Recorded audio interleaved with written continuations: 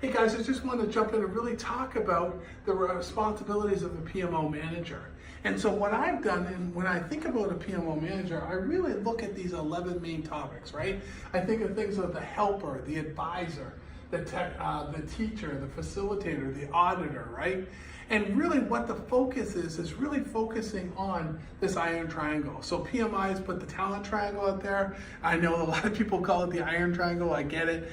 It's called the talent triangle. I believe strongly in it. And it's rooted in technical project management, leadership, and strategic and business management.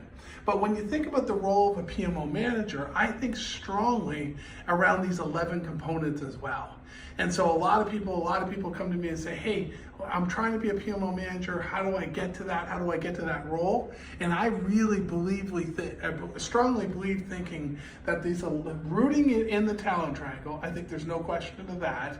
But then really thinking about these 11 different areas and focusing on how do I improve my skills across those 11 areas.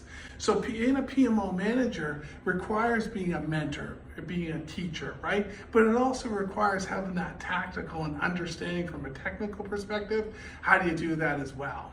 And so if you really think about the goodness that the talent triangle brings, and then bringing these other things to it, communications, motivations, problem solving, negotiations, right? There's a lot of goodness to that, and I strongly believe that those are the components that you have to think about as you build your career in the PMO manager.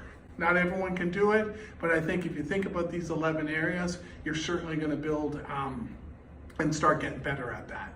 So highly recommend you kind of get in there and start thinking about those 11 areas and really help you be more successful as a PMO manager. Thanks.